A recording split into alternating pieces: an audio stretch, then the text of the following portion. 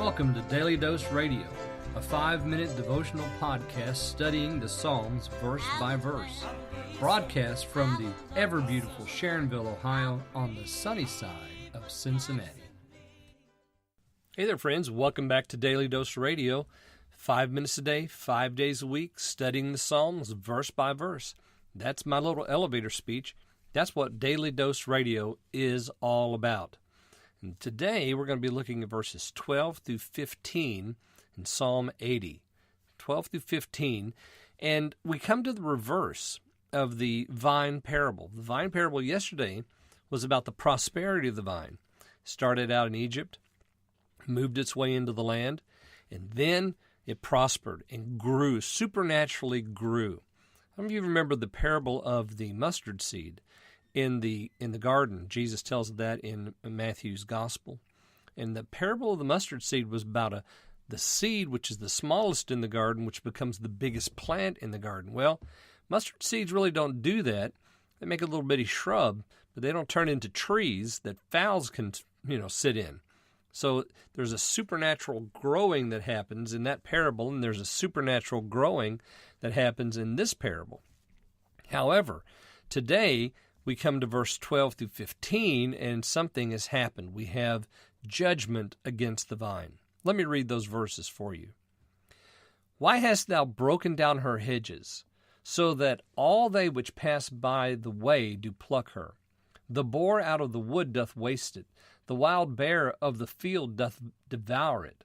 Return, we beseech thee, O God of hosts.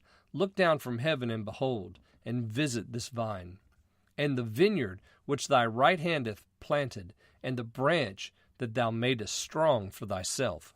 Okay, so the vine now is being judged. And notice that we go right back to verse 4 here in the first phrase of 12. Why hast thou broken down her hedge? Remember verse 4? Verse 4 said, O Lord God of hosts, how long will you be angry against the prayer of your people?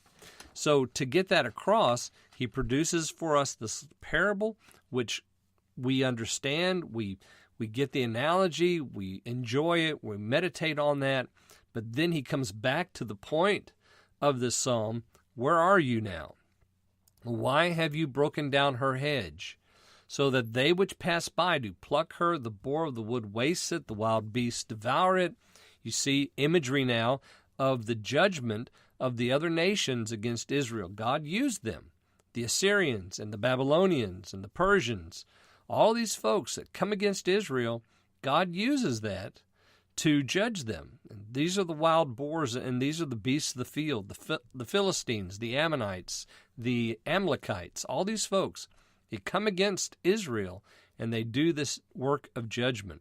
And then we have verse 14, which I think is the refrain, but I think it's worked into the parable here.